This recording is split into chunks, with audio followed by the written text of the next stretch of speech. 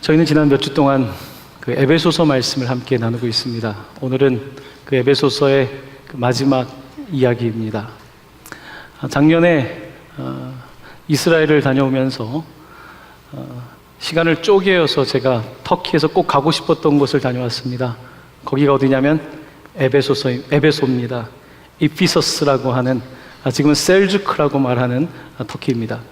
요즘 터키가 리라가 내려서 터키 여행을 가려는 분들이 많다고 들었는데요. 터키에 가시면 꼭 에베소를 한번 들려보실 필요가 있습니다. 에베소는 성경에서는 소아시아라고 표현합니다. 이 터키 지역에 있는 그 소아시아 지역에서 가장 큰 도시였습니다. 로마에 있는 여러 가지 도시들 가운데서 손에 꼽히는 세 번째 손가락 안에 드는 큰 도시가 바로 에베소였습니다.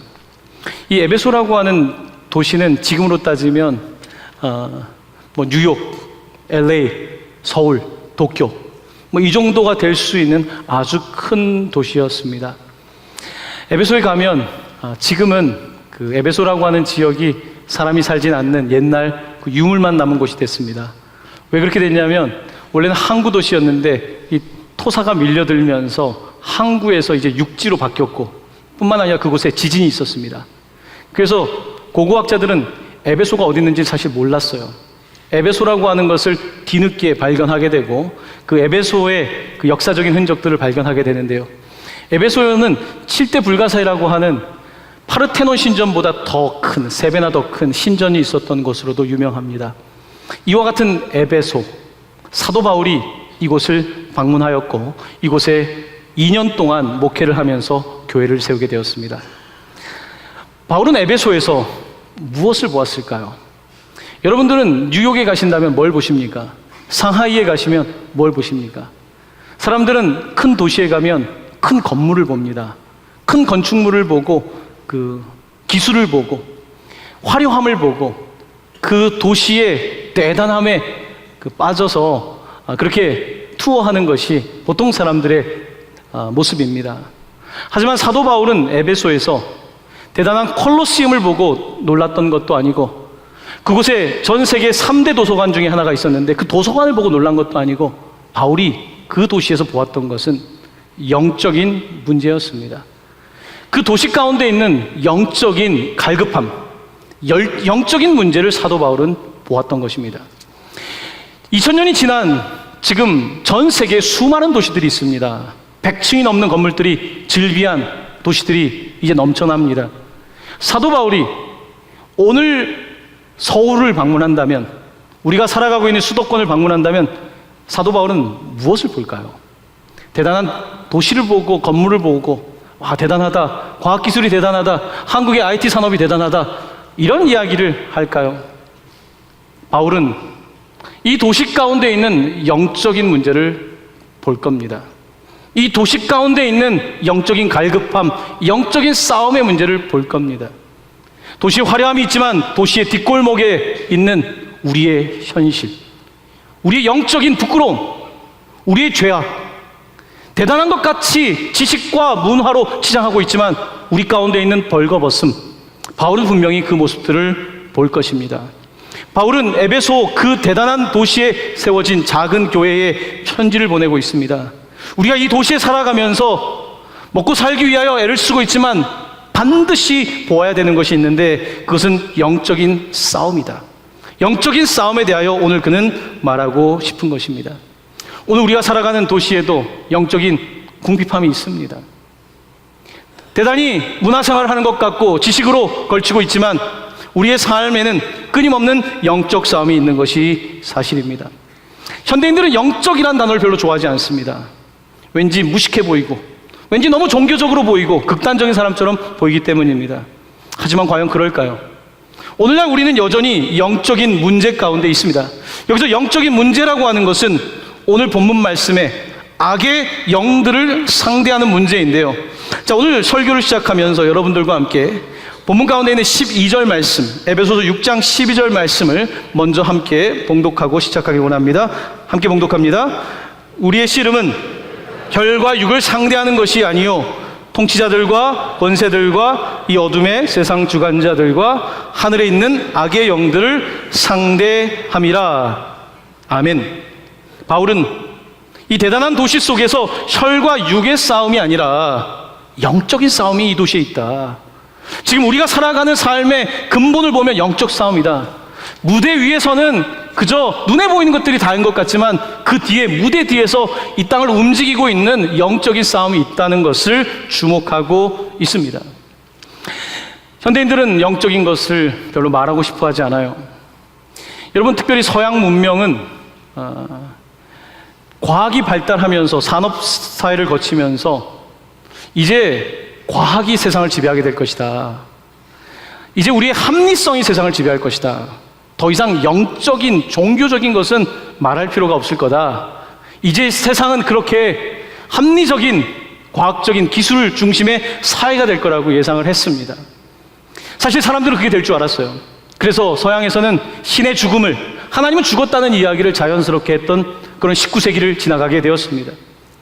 그런데 서양 문명을 볼 때에 안타까운 것은 20세기에 들어서 그렇게 자만했던, 인간의 과학이면 다 될 거다, 우리가 유토피아를 만들 수 있었다는 세상을 바라보았을 때에 어처구니 없는 현실이 벌어지고 말았습니다. 두 번에 걸쳐 세계대전이 일어납니다. 문명의 최고에 있었던 독일, 게르만, 이들은 과학에 있어서 최고였고 음악에 있어서도 최고였고 그리고 철학에서도 최고였던 세상에서 가장 앞서가는 민족이었습니다. 하지만 그들이 유대인 600만을 가스실에 넣어 죽이고 어마어마하게 많은 집시들과 동성애자들을 다 가스실에 넣어 죽였던 사건들이 바로 우리가 살아가고 있는 겨우 몇십 년 전에 일어났던 사건입니다. 사람들은 인간의 합리성과 과학이 대단한 세상을 만들 거라 그랬는데 서양 문명은 충격을 받았어요. 아니, 그렇게 똑똑한 게르만, 그렇게 철학이 발달하고 과학이 발달한, 도대체 우리에게 일어난 일이 무엇인지 스스로가 답변을 못했어요. 도대체 어떤 일이 일어난 걸까? 영적인 이야기를 하지 않고 과학과 합리성과 이성으로 만드는 세상을 이야기했던 그들이 자신들의 문제에 봉착할 수밖에 없었던 것입니다. 사랑하는 성도 여러분, 우리의 삶이 모두 합리적일 거라고 생각하십니까? 지식으로 다 될 거라고 생각하십니까? 혈과 육이면 다 될 거라고 생각하십니까? 사도 바울은 에베소라고 하는 도시에서, 아니 오늘 서울이라고 하는 이 도시 가운데에 와서 우리의 현재 싸움은 눈에 보이는 게 다가 아니다. 영적인 싸움, 권세와 공중권세 잡은 자들, 통치자들, 하늘의 영의 주관자들에 대해서 우리는 싸워야 된다라고 반드시 말할 것입니다. C.S. 루이스는 영적인 문제에 대해서 두 가지 부류의 사람을 이야기합니다. 첫 번째 부류는 모든 것을 다 영적으로 해석하는 사람이에요. 다 영적이에요. 모든 것이 다 영적인 사람들이죠. 이런 사람들은 사실은 영적인 사람들이 아니에요. 모든 게 영적이진 않습니다. 영은 분별해야 되는 것이에요. 영적인 것도 있고 영적이지 않은 것도 있습니다. 예를 들어서 여러분, 우리가 우울증이라고 하는 증상이 있을 때 영적인 문제로 우울증에 걸릴 수 있습니다. 하지만 어떤 경우에는 나이가 들면서 혈관이 막히면서 생기는 혈관계 우울증도 있습니다. 폐경기를 맞이해서 경험할 수 있는 우울증도 있습니다. 어떤 경우에는 어린 시절부터 심리적인 문제 때문에 발생하는 우울증도 있습니다. 하지만 어떤 우울증은 영적인 문제와 관계되어 있는 경우가 있습니다. 사람들은 의학이면 다 되고 심리학이면 다 되고 사회학, 경제학이면 다 될 거라고 생각하지만 그렇지 않습니다. 서양 문명은 스스로가, 그 똑똑했던 문명 스스로가 한계를 고백하고 있는 거예요. 자, 우리가 영적이라는 표현을 해요. 성도님들이, 저는 목사님 영적인 싸움을 하고 있습니다. 그런데 여러분 혹시 모든 걸 그냥 다 어렴풋이 영적이라고 부르지 않습니까? 영적인 것은 그냥 어렴풋이 영적인 것이 아니에요. 어떤 영적인 싸움을 하고 있는지에 대해서 분별할 수 있어야 되는 것입니다. 자, C.S. 루이스는 두 번째 부류를 이야기합니다. 두 번째 부류는 누구냐? 영적인 것을 완전히 무시하는 거예요.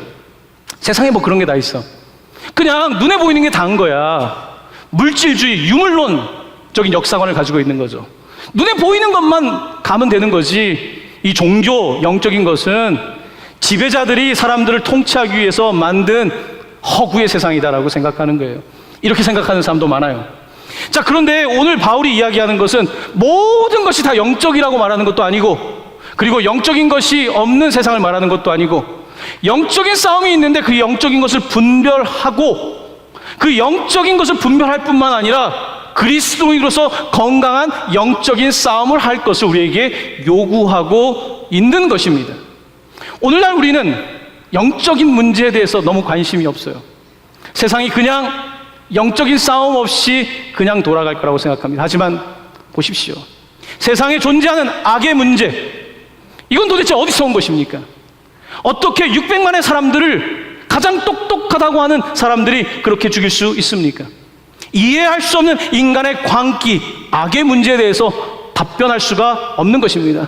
철학도 과학도 답변할 수 없는 영역이 있는 것이에요.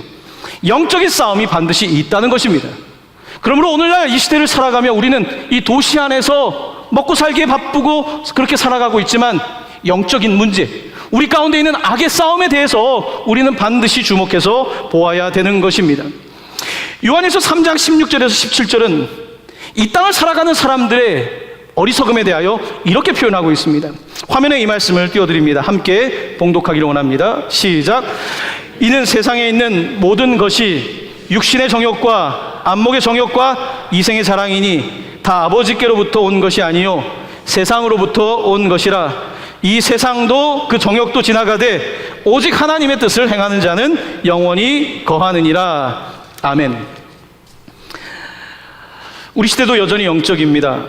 저는 오래전에 한 여성을 만나서 이야기를 오래 나눈 적이 있습니다. 우리 시대에 영적인 갈급함을 가지고 있는 전형적인 사람이었습니다. 어린 시절에 상처의 이야기를 들으면서, 저는 어린 시절에 그렇게 큰 상처를 겪지 않았기 때문에 그런 어려움을 겪은 분들의 이야기를 들으면 입이 벌어져요. 그런 어린 시절이 있을 수 있겠구나. 어린 시절에 큰 상처를 받고 성장하고 나서 이 자매는 늘 텅 빈 것 같은 인생을 살았어요. 그래서 이분이 찾는 건, 낮에는 일을 잘해요. 밤이 되면 술, 남자. 술과 남자가 없을 때는 뭘 찾냐면 온라인에서 무당을 찾아요. 여러분, 무당은 먼 곳에 있지 않습니다. 여러분들 온라인에 들어가서 모바일로 무당을 만나기 어렵지 않습니다. 누군가를 만나지 않으면 불안해서 잠을 잘 수가 없는 거예요. 우리 시대의 사람들은 다 옷을 차려입고 낮에는 직장 생활을 하고 회사 생활을 하고 잘 살고 있는 것 같지만, 우리의 실제적인 세계를 바라보면 영적인 싸움이 치열하다는 것을 인정하지 않을 수 없습니다. 이와 같은 영적인 싸움 속에 살아가면서 우리는 이것을 그냥 등한시 여기고 그냥 어떻게 될 거야 라고 생각하는데 천만의 말씀입니다. 오늘 바울은 에베소에 있는 교인들을 향해서 권면하기를 영적인 싸움을 준비하고 영적인 싸움을 하라고 합니다. 여러분, 오늘 말씀에 에베소서 6장 10절과 11절 말씀 우리 한 목소리를 봉독합니다. 시작.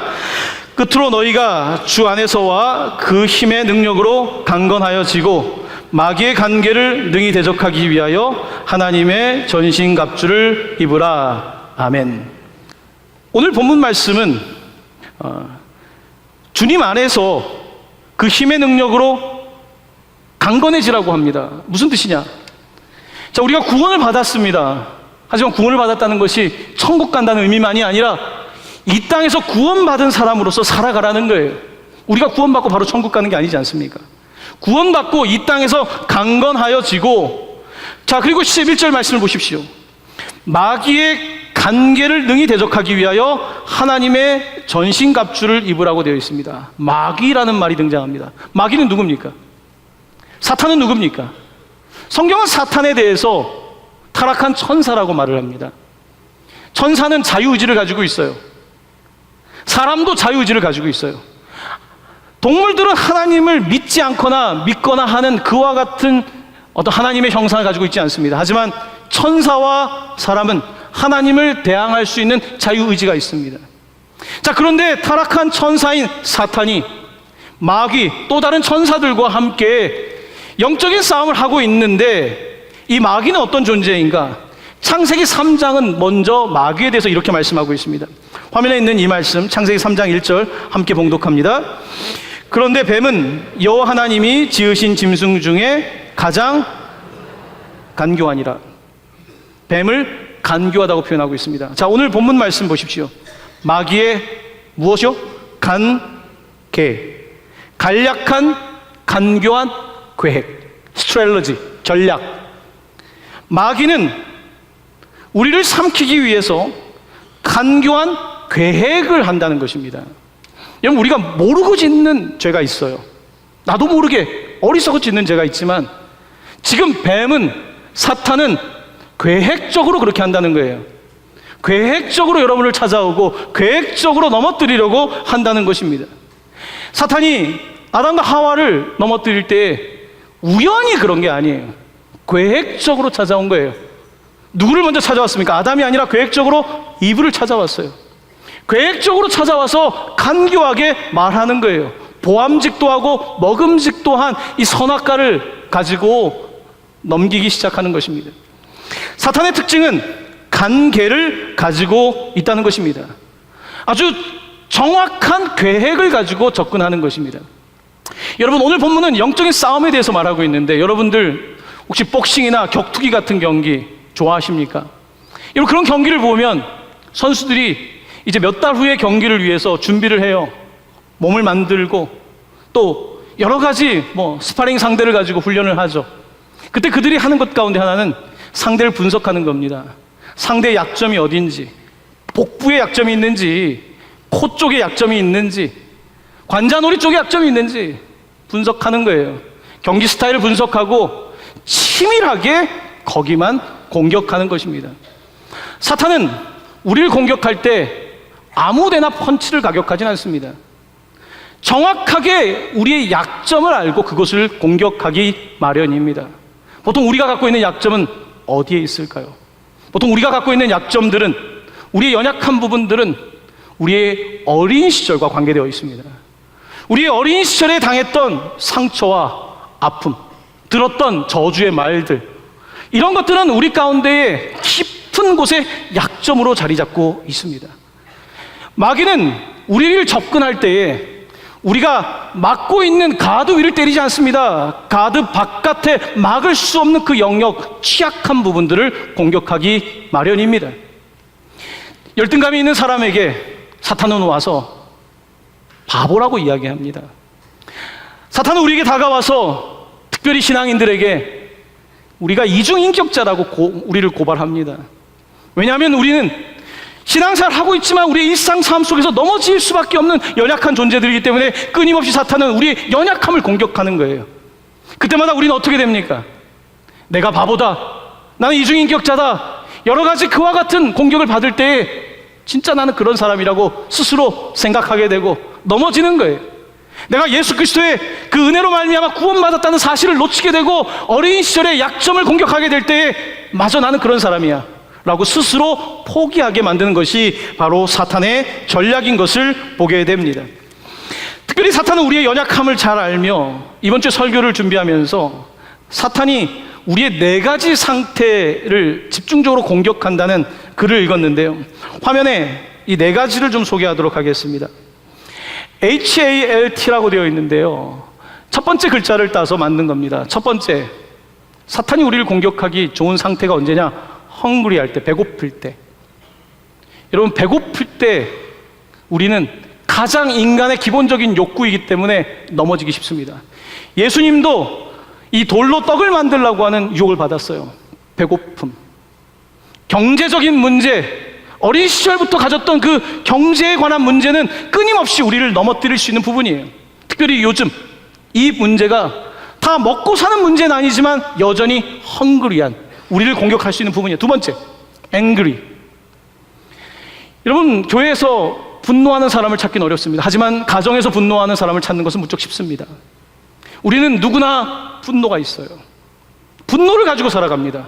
분노는, 지금 내 안에 분노가 있다면 이 부분은 사탄이 공격하기 가장 좋은 부분이에요.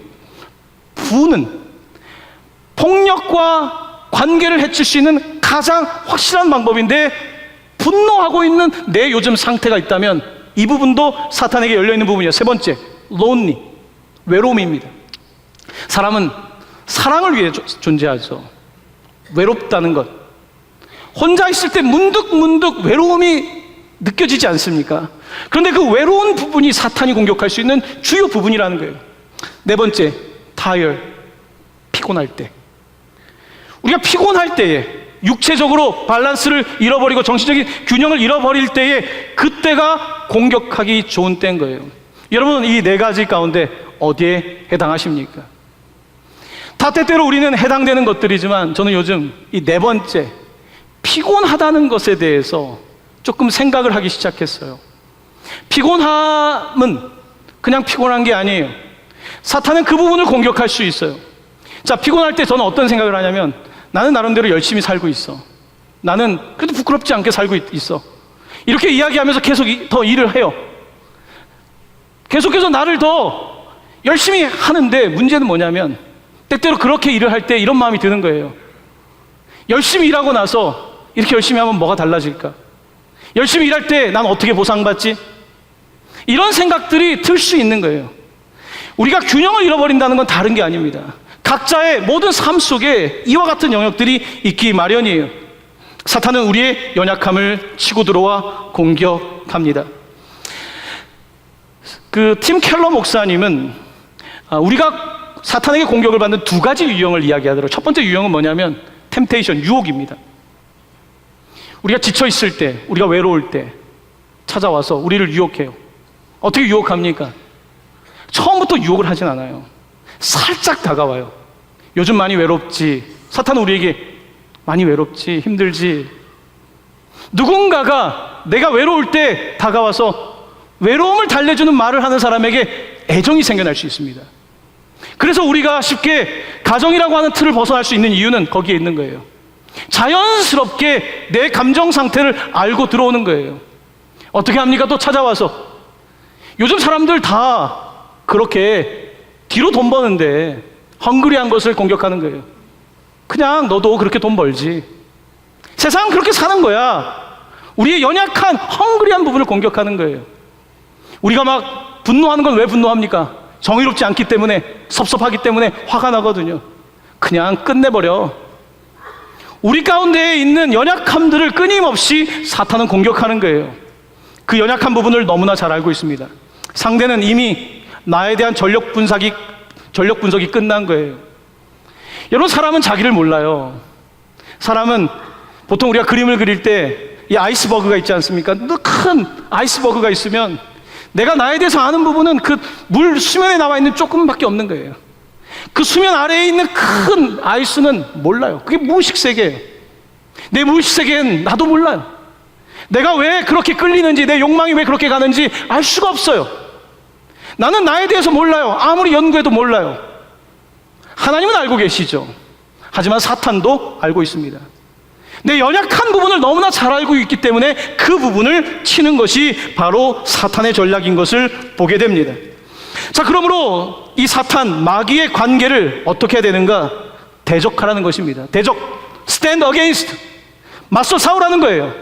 그냥 맞서 싸우지 말고 전신갑주를 입고, 하나님이 주신 전신갑주 가만히 나가지 말고 구원의 투구를 쓰고, 여기에다가 그냥 옷만 입지 말고 여기다가 의의 흉배를 붙이고, 쇠로 된 흉배를 붙여서 관통하지 못하도록, 허리에는 진리의 띠를 띠고, 신발을 신을 때 그냥 신발을 신지 말고 부츠, 군인들이 신는 가죽과 쇠로 된 그 부츠를 신고, 평안의 신발을 신고, 전쟁이 일어났을 때 그냥 나가지 말고 믿음의 방패를 가지고 불화살을 맞고, 모두 수비적인 전략이에요. 그리고 말씀의 검을 들고 나가서 stand against, 대적해라. 오늘 사도 바울은 우리에게 권고하고 있는 것입니다. 사랑하는 성도 여러분, 오늘 우리 이 시대 가운데 우리는 영적인 이야기를 할 때에 너무 대수롭지 않게 생각해요. 그런데 내가 넘어지고 나면 내가 영적으로 무방비 상태였다는 걸 깨닫게 돼요. 내가 그렇게 넘어질 줄 몰랐던 거예요. 그 목사님이 그렇게 넘어질 줄 몰랐던 거예요. 그 장로님이 그렇게 넘어질 줄 몰랐던 거예요. 내 남편이 그렇게 넘어질 줄, 내 아내가 그렇게 넘어질 줄 몰랐던 거예요. 누구도 모르는 거예요. 그러므로 사도 바울은 이 에베소라고 하는 도시, 서울의 도시에 살아가고 있는 우리들을 향해서 그냥 나가는 것이 아니라 전신 갑주를 입고 상대방에게 틈을 주지 말고 싸울 것을 요구하고 있는 것입니다.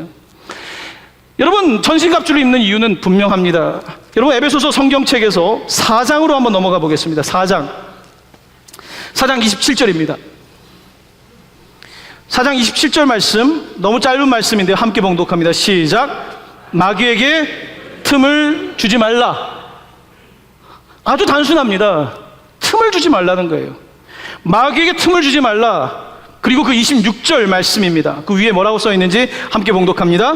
분을 내어도 죄를 짓지 말며 해가 지도록 분을 품지 말고. 자, 마귀에게 틈을 주지 말라고 해놓고서 분노에 대해서 말하면서 이렇게 단서를 달고 있습니다. 해가 지도록 분을 품지 말아라. 인간은 누구나 화를 낼 수 있는 존재예요. 하지만 밤에도 분을 가지고 있으면 마귀에게 틈을 준다는 거예요. 여러분, 인간은 다 외로워요. 하지만 밤의 외로움 때문에 내가 또 넘어질 것 같은 사람은 틈을 주면 안 돼요. 외로움을 많이 느끼는 사람일수록 술을 가까이 하면 안 되는 거예요. 술을 가까이 할 때 더 외로워지거든요. 더 중심을 잃어버리게 되거든요. 이와 같은 틈을 주지 말라는 거예요. 여러분, 술 자체가 뭐 그것이 범죄 행위입니까? 성경 그렇게 말하지 않습니다. 술 취하지 말라고 되어 있죠. 하지만 연약한 분들이 계신 거예요. 술을 마시면 넘어지고 그 다음 단계로 가는 사람들이 있는 거예요. 내가 아닐 거라고 생각할 수 없는 거예요. 성경은 그러므로 우리에게 틈을 주지 말라고 말씀하고 있는 것입니다. 지금 full armor, 전신 갑주를 입는다는 것은 전체를 다 막는 거예요. 여러분, 로마 군인들이, 지금 바울은 로마 군인들을 보면서 이 글을 쓰고 있는 거예요. 로마 군인들이 전쟁에서 어떻게 합니까? 서로 대열을 갖추고 전체 무장을 하고 앉아가지고 방패로 막고 이 디펜스 자세를 확실하게 하거든요. 불화살이 날라와도 마귀가 뭘 던져도 다 막을 수 있는 거예요. 지금 이 에베소라고 하는 이 엄청난 영적인 전쟁의 자리에서 사도 바울은 권면하고 있습니다. 이 에베소는요, 타락한 도시입니다. 그 당시 도시들이 그렇고 지금도 마찬가지예요. 그 당시의 종교는요, 성을 매매하는 곳이었어요. 비너스 신전, 아르테미스 신전이라고 합니다. 그 큰 신전에는요, 몸을 파는 여인들이 있는 거예요. 제사만 드리는 게 아니라 성적인 행위가 이루어지는 거예요. 그곳은 어떤 곳입니까? 우상을 만들어서 장사하는 곳이에요. 사도행전 19장에는 에베소서에 있었던 사건을 기록하고 있어요. 집에 가시면 사도행전 19장을 읽어보십시오. 사도행전 19장은 에베소에서 있었던 영적 전쟁에 대해서 너무나 소상하게 이야기하고 있어요. 오늘날 우리의 도시도 마찬가지입니다. 우리의 도시 내 내면 세계에서 전쟁이 일어나고 있어요. 여러분, 전쟁을 이기는 가장 좋은 방법은요, 내부의 적과 배신자를 붙잡는 거예요. 여러분, 우리 안에 한 명이 있는 게 아닙니다. 내 안에 주님을 따라가고 싶은 나도 있지만 옛사람도 있어요. 사탄은 우리 가운데 들어와서 우리의 옛사람의 손을 잡습니다. 그리고 연합군을 형성해요. 우리의 연합군을 형성해서 우리를 공격하는 거예요. 내가 철저하게 100% 노라고 말하면 공격할 수가 없는 거예요. 하지만 95% 노를 하고 있는 거예요. 또 다른 5%의 내가 연합군을 형성하여 스스로 무너지게 하는 것입니다. 얼마나 많은 그리스도인들이 살아가면서 구원받았다고 하지만 넘어지고 또 넘어지고 맙니까? 여러분, 교회는 목회자를 넘어뜨리면 가장 쉬워요. 목사의 가정을 넘어뜨리는 것이 가장 좋은 방법이에요. 교회는 장로님들을 넘어뜨리면 돼요. 이게 영적 싸움의 핵심이에요. 여러분 가정에 아버지들을 넘어뜨리면 돼요. 넘어뜨리는 거예요. 넘어뜨리고 있음에도 불구하고 상대방은 철저한 전략을 가지고 접근함에도 불구하고 어쩜 우린 너무나 순진한 거죠. 그래서 성경은 뭐라고 말합니까? 뱀같이 지혜로우라고 말씀도 합니다. 뱀은 간교하다고 하지만 뱀같이 지혜롭고 비둘기같이 순결하라고 말씀하시는 이유는 거기에 있는 것입니다. 제가 몇 달 전에 그 책 제목이 좋아서 읽기 시작한 책이 있습니다. 영어로 된 책인데요, 제목은 Goliath Must Fall, 골리앗은 반드시 넘어져야 됩니다라는 책이었어요. 그 책을 읽고 묵상을 하면서 지난 봄에 가정의 신방을 다니면서 가정의 이야기들, 개인의 이야기를 듣게 됐어요. 그 가운데 어떤 가정에 갔는데 그 가정에 골리앗이 느껴졌어요. 아, 이 가정에 이 골리앗이 있구나. 아니, 이 사람에게 어릴 때부터 있었던 그 트라우마 이후에 골리앗이 있구나. 밤에 잠을 잘 수 없고 우울감에 사로잡혀 있고 공황장애에 빠져 있는 이와 같은 골리앗이 있는 거예요. 아주 어릴 때부터 골리앗이 그 집에 있었어요. 내 삶에 있었어요. 그런데 골리앗은 무섭거든요. 골리앗이 무서우니까 골리앗은 어떻게 합니까? 같이 사는 거죠. 차라리 골리앗의 말을 들으면서 사는 거죠. 이 책은 Goliath must fall. 골리앗은 반드시 넘어져야 됩니다. 골리앗을 넘어뜨리지 않고 승리의 삶을 살 수 없습니다 라고 하는 것이 책의 요지예요. 어떤 가정들에 가서 기도했어요. 골리앗이 무너지게 해달라고. 오늘 이 가정에 골리앗이 무너지게 해달라고. 오늘 이 가정에 나를 붙잡고 있는 두려움에 골리앗이 떠나가게 해달라고 기도했어요. 울며 같이 기도하며, 하나님, 내가 지금까지 믿는다고 하면서 골리앗이 무서워서 싸우지 못하는 내 모습을 보았다는 거예요. 사랑하는 성도 여러분, 여러분의 인생에도 골리앗이 있지 않습니까? 사탄 너무나 잘 알고 있어요. 여러분을 그래서 종으로 늘 지배하고 살려고 골리앗은 그렇게 써 있습니다. 자, 골리앗은 어떻게 상대해야 될까요? 화면에 사무엘상 17장에 있는 말씀, 다윗이 어떻게 골리앗을 넘어뜨렸는지 이 말씀 함께 봉독하기 원합니다. 시작. 너는 칼과 창과 단창으로 내게 나아오거니와 나는 만군의 여호와 이름 곧 내가 모욕하는 이스라엘 군대의 하나님의 이름으로 내게 나아가노라. 아멘. 다윗은 완전 무장을 하지 않았습니다. 그는 아무것도 입지 않았어요. 풀 armor, 전신갑주가 없었어요. 그는 겨우 물매랑 돌 5개 가지고 나갑니다. 하지만 오늘 본문에 말한 것처럼 내가 모욕하는 만군의 여호와의 이름으로, 신약시대를 살고 있는 우리들에게는 십자가에서 저주를 끊으시고 부활로 승리하신 예수 그리스도의 이름으로 우리에게 나아가 골리앗을 무너뜨릴 것을 말씀하고 있는 것입니다. 이 자리에 골리앗과 싸우라고 하면 싸울 수 있는 사람 없을 거예요. 어떻게 싸워요? 이건 골리앗과 내가 어떻게 싸웁니까? 다윗은 예수님의 모습을 보여주고 있는 거예요.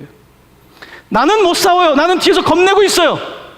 하지만 분명한 것은 다윗이 골리앗을 넘어뜨린 것처럼 우리 예수 그리스도께서 이미 우리의 삶에 이 마귀를 대적하시고 넘어뜨리셨습니다. 넘어뜨리셨어요. 그가 그리고 우리의 삶에 있는 골리앗을 넘어뜨리실 것입니다.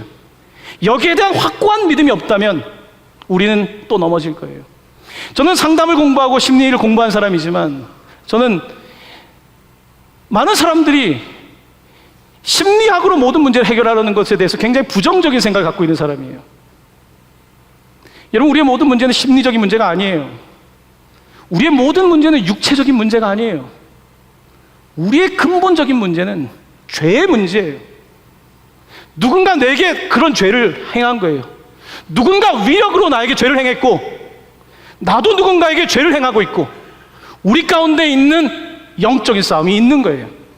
이 죄의 문제를 무시하고 사람들은 심리학으로, 경제학으로, 정치학으로 세상을 만든다고 했지만 20세기의 역사는 철저한 실패였습니다.